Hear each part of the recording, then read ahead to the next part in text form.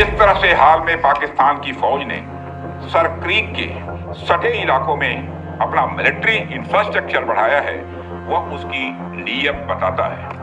अगर sir creek इलाके में पाकिस्तान की ओर से कोई भी हिमाकत की गई तो उसे ऐसा करारा जवाब मिलेगा कि इतिहास और भूगोल दोनों बदल जाएंगे मेरे साथियों। और 1965 की जंग में भारत की सेना ने लाहौर तक पहुंचने का सामर्थ्य भी दिखाया। মুম্বাইয়ের সন্ত্রাসী হামলার পর আবারও আলোচনায় উঠে এসেছে গুজরাটের কচ্ছের রনের সার ক্রিক অঞ্চলটি। কিন্তু ঠিক কোন ঘটনার প্রেক্ষাপটে এই সার ক্রিক অঞ্চলটি আলোচনায় এসেছে সেই বিষয়ে আজকের এই ভিডিওটি আপনাদের সামনে উপস্থাপনা করা হবে এবং ঘটনাটি জানতে সম্পূর্ণ ভিডিওটি দেখার অনুরোধ রইল আপনাদের কাছে। আমরা ইতিমধ্যেই দেখেছি যে কিছুদিন আগে ভারতের প্রতিরক্ষা মন্ত্রী রাজনাথ সিং গুজরাটের ভুজ সফর করেছিলেন এবং তিনি সেখানে গিয়ে একটি কঠোর বার্তা দেন যে যদি সার ক্রিক অঞ্চলে পাকিস্তান কোনো মিলিটারি বিল্ড আপ করার চেষ্টা করে তাহলে ভারতের প্রতিক্রিয়া আগের চেয়ে অনেক বেশি নির্ণায়ক বা ডিসাইসিভ হবে। একবার ভেবে দেখুন পাকিস্তানের প্রতি এই আক্রমণাত্মক সতর্কীকরণ কত বড় ছিল, যেখানে ভারতের প্রতিরক্ষা মন্ত্রীর মতো একজন ক্ষমতাশালী ব্যক্তি এই ধরনের কথা বলেছেন। এখানে যদি কোনো রাজনৈতিক ব্যক্তি এই ধরনের কথা বলতেন তাহলে তা একটি সাধারণ ভাষণ হিসাবেই বিবেচিত হতো, কিন্তু যখন কোনো সংশ্লিষ্ট মন্ত্রিসভার পোর্টফোলিওধারী একজন ব্যক্তি পাকিস্তানের মতো একটি দুর্বৃত্ত এবং দ্বিমুখী রাষ্ট্রের দিকে ইঙ্গিত করে এত কঠোর ভাষায় কথা বলেন তাহলে আমাদের ভাবতে হবে যে খুব গুরুতর কিছু ঘটছে বা ঘটতে চলেছে। প্রতিরক্ষা মন্ত্রী রাজনাথ সিং গত বৃহস্পতিবার সার ক্রিক অঞ্চলের কাছে পাকিস্তানের সাম্প্রতিক সামরিক উপস্থিতির বিষয়ে কঠোর হুঁশিয়ারি দিয়ে বলেছেন যে পাকিস্তানের যে কোনো দুঃসাহসিক কাজের জবাব এতটাই কঠোর হবে যে তার ইতিহাস এবং ভূগোল দুটোই বদলে যেতে পারে। রাজনাথ সিং পাকিস্তানের বিরুদ্ধে সার ক্রিক এলাকায় দীর্ঘদিনের সীমান্ত বিরোধ ইচ্ছাকৃতভাবে উস্কে দেওয়ার অভিযোগ করেন। কিন্তু ঠিক কোন কারণটি আমাদের প্রতিরক্ষা মন্ত্রীর দৃষ্টি আকর্ষণ করেছিল যার দরুন রাজনাথ সিং পাকিস্তানকে এইভাবে কড়া ভাষায় সতর্ক করেন? কারণটি হলো গুজরাট উপকূল রেখা বরাবর কচ্ছের রন অঞ্চলের একটি কৌশলগত এবং সংবেদনশীল অঞ্চল হলো সার ক্রিক এবং সম্প্রতি সার ক্রিক সংলগ্ন এলাকায় পাকিস্তান তার সামরিক অবকাঠামো সম্প্রসারণ করছে বলে অভিযোগ রয়েছে। এখন এই সার ক্রিক অঞ্চলটির অবস্থান সম্পর্কে আপনাদের একটি ধারণা থাকা খুবই দরকার এবং কেনই বা এই অঞ্চলটিকে এত সেন্সিটিভ বলা হয়। আপনারা হয়তো অনেকেই জানেন না যে 26শে নভেম্বর মুম্বাই হামলার আগে সন্ত্রাসীরা একটি পাকিস্তানি নৌকা থেকে ভারতীয় জাহাজ কুবেরের মাধ্যমে এই খাল বা ক্রিক দিয়ে ভারতীয় সামুদ্রিক অঞ্চলে প্রবেশ করেছিল, যা স্থানীয় ভাষায় পরিচিত, যা দীর্ঘদিন ধরে সীমান্ত পেরিয়ে অনুপ্রবেশের উৎস হয়ে উঠেছে। কচ্ছের রন থেকে 96 কিলোমিটার দীর্ঘ একটি সংকীর্ণ এলাকা যেটি ভারত ও পাকিস্তান সীমান্তে সিন্ধু নদের বদ্বীপে অবস্থিত একটি বিতর্কিত জনবসতিহীন জলাভূমি, কিন্তু এর মালিকানা নিয়ে ভারত ও পাকিস্তানের মধ্যে রয়েছে দীর্ঘদিনের বিরোধ। এই কথাটি শুনতে খারাপ লাগলেও আপনাদের জানা দরকার যে কেন এই অঞ্চলটিকে জারোজে ড্রেন বা হারামি নালা বলা হয়।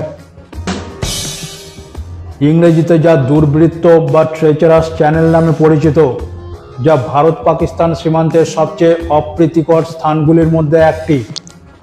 এই অদ্ভুত নামের অঞ্চলটি একটি দীর্ঘ প্রাকৃতিক জলাশয় যা পাকিস্তানের পশ্চিম থেকে পূর্বে বিঘাকোট সেক্টরের দক্ষিণে কচ্ছের দিকে প্রবাহিত হয়েছে, যার চারপাশে রয়েছে বিশাল জলাভূমি কাদামাটি যা নিম্ন এবং উচ্চ জোয়ার দ্বারা প্রভাবিত হয়।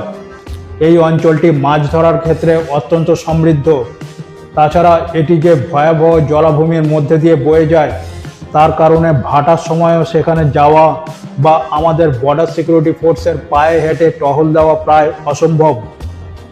এই চ্যানেলের প্রায় 22 কিলোমিটার ভারত ও পাকিস্তানের মধ্যে ইন্টারন্যাশনাল বর্ডারের ভার্টিক্যাল লাইনে অবস্থিত, যা রাজস্থানের বারমার জেলার একটি অংশ এই অঞ্চলটিকে স্পর্শ করে। এই অঞ্চলটি বিপজ্জনক জোয়ার, কর্দমাক্ত এলাকা এবং মরীচিকার জন্য কুখ্যাত, যেখানে গ্রীষ্মের তাপমাত্রা প্রায় 50 ডিগ্রি সেলসিয়াস পর্যন্ত পৌঁছে যায়। পশ্চিমী উপকূল এবং গুজরাট ও মুম্বাইয়ের মতো নগর কেন্দ্রগুলির সাথে চ্যানেলটির সান্নিধ্য এটিকে সম্ভাব্য অনুপ্রবেশকারীদের জন্য একটি আকর্ষণীয় রুট করে তুলেছে, যা সীমান্ত সন্ত্রাসবাদ, অবৈধ অনুপ্রবেশ এবং অন্যান্য ঘৃণ্য কার্যকলাপের জন্য কুখ্যাত অঞ্চলগুলির মধ্যে একটি, এবং এই কারণেই এই অঞ্চলটিকে স্থানীয় ভাষায় বা ট্রেচারাস চ্যানেল বলা হয়। ভারতীয় সেনাবাহিনী এবং বিএসএফ যৌথভাবে ভারতের এই সংবেদনশীল সীমান্তটিকে রক্ষা করে আসছে। তাছাড়া এই সার্ক্রিক অঞ্চলের অনেক ঐতিহাসিক তাৎপর্য রয়েছে। এই বিরোধের সূত্রপাত ঘটে ব্রিটিশ আমলে, যখন 1914 সালে বোম্বে প্রেসিডেন্সি এবং সিন্ধু প্রদেশের প্রশাসন এক সীমারেখা নির্ধারণ করে। ব্রিটিশরা তখন সার্ক্রিকের পূর্ব তীরকে সীমারেখা ধরে নেয়, যার মানে সার্ক্রিক পুরোপুরি ব্রিটিশের অধীনে ভারতের অংশ ছিল। কিন্তু পাকিস্তান বলে 1914 সালের সেই মানচিত্র ছিল ভুল। তাদের মতে মধ্যরেখা অর্থাৎ মিড চ্যানেল লাইনই প্রকৃত সীমা হওয়া উচিত। কিন্তু 1947-এ বিভাজনের পর এই প্রশ্ন আরও জটিল হয়ে ওঠে। ভারত দাবি করে যে থালওয়েগ নীতি বা থালওয়েগ প্রিন্সিপাল অনুযায়ী গভীরতম জলপথই সীমারেখা হওয়া উচিত, আর পাকিস্তান জোর দেয় তার ঐতিহাসিক মানচিত্রের ওপর। ফলে কচ্ছ অঞ্চল জুড়ে সীমান্ত অনিশ্চয়তা শুরু হয়। 1965 সালে তথাকথিত ভারত পাকিস্তান যুদ্ধ আসলে 1964 সালে শুরু হয়েছিল, এবং সেই যুদ্ধ এই সার্ক্রিক অঞ্চলকে কেন্দ্র করে সংগঠিত হয়, যা রান অফ কচ্ছ সংঘর্ষ বা conflict of run of Kutch নামে পরিচিত। এই সংঘর্ষ থেকে যুদ্ধের উত্তাপ ছড়িয়ে পড়ে সমগ্র সীমান্তে। পরে লন্ডন চুক্তির মাধ্যমে কিছু বিরোধ নিষ্পত্তি হয়, কিন্তু সার্ক্রিক প্রশ্ন থেকে যায় ঝুলে। এরপরে 2007 সালে ভারত ও পাকিস্তান যৌথ সমীক্ষা চালিয়ে কিছু অগ্রগতি করার চেষ্টা চালায়। এমনকি সীমারেখা নির্ধারণের টেকনিক্যাল রিপোর্ট পর্যন্ত তৈরি হয়ে যায়। কিন্তু 2008-এ মুম্বাই হামলার পর দুই দেশের সম্পর্ক ভেঙে পড়ায় আলোচনা থেমে যায় সেখানেই। যাই হোক, আপনারা সবাই এই পর্যন্ত সার্ক্রিকের ঐতিহাসিক গুরুত্ব সম্পর্কে বুঝতে পেরেছেন। এবার মূল বিষয়ে ফিরে আসা যাক।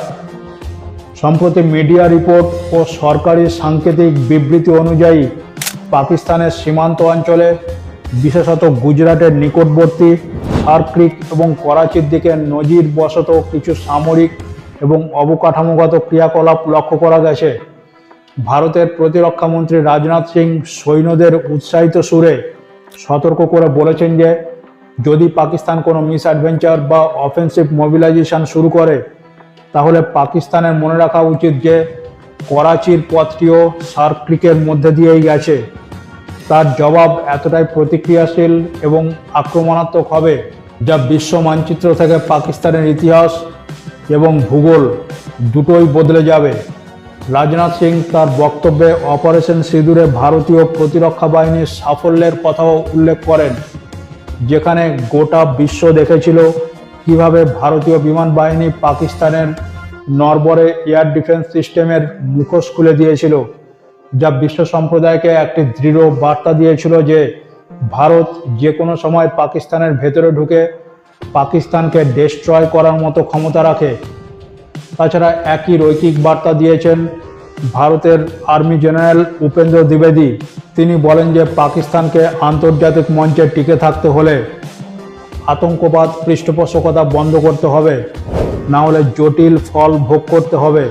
এখন এখানে আমাদের সবাইকে পরিস্থিতির গুরুত্ব সম্পর্কে বুঝতে হবে। যখন একই সময়ে ভারত সরকারের দুজন গুরুত্বপূর্ণ ব্যক্তির কাছ থেকে একই বক্তব্য শোনা হয়, তখন আমাদের বুঝতে হবে যে ভবিষ্যতে খারাপ কিছু ঘটতে চলেছে। তবে একটি জিনিস মাথায় রাখতে হবে, মিলিটারি বিল্ড আপ বা মোবিলাইজেশন সবসময় আক্রমণের সূচক নয়। প্রভাব দেখাতে, প্রতিরোধ গড়তে বা কৌশলগত অবস্থানকে উন্নত করতে সাধারণভাবে সেনা সরঞ্জাম নির্মাণ করা হয়। তবুও রাজনৈতিক বা কৌশলগত ভুল বোঝাবুঝি যে কোনো সংকটকে আরও তীব্র করে দিতে পারে এবং সীমান্তে যে কোনো ধরনের সূক্ষ্ম মোবিলাইজেশন বড় আক্রমণের বাড়তি সুবিধা দিতে পারে, বিশেষত যখন সেটা সমন্বিত সমুদ্র, স্থল এবং সামরিক পরিকল্পনার অংশ হয়ে ওঠে। তাই অবিলম্বে প্রায়োগিক উদ্যোগ হিসেবে করণীয় হলো আগাম সতর্কতা। তাতে প্রতিপক্ষের পরিকল্পনা পরিবর্তিত হতে পারে এবং বাড়তি সামরিক সংঘাতকেও প্রতিহত করা যেতে পারে। রাজনাথ সিং এবং ভারতীয় সেনা প্রধানের বার্তাগুলি মূলত এই ডেটারেন্স মেসেজিংয়েরই অংশ। ভারতের উদ্দেশ্য হলো আন্তর্জাতিক কূটনীতিতে শক্ত অবস্থান প্রদর্শন করা।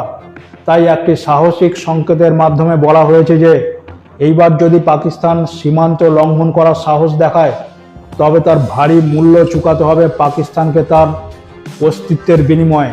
আজকের দিনে সার্কক্রিকের কাহিনী শুধুমাত্র এক টুকরো নালা বা কাদামাটির জটিল স্রোত নয়, এটি একটি স্ট্র্যাটেজিক ন্যারেটিভ যা ভারত পাকিস্তান সম্পর্কের ইতিহাস, সামরিক, কূটনৈতিক এবং অর্থনীতির এক নীরব যুদ্ধক্ষেত্রে পরিণত হয়েছে।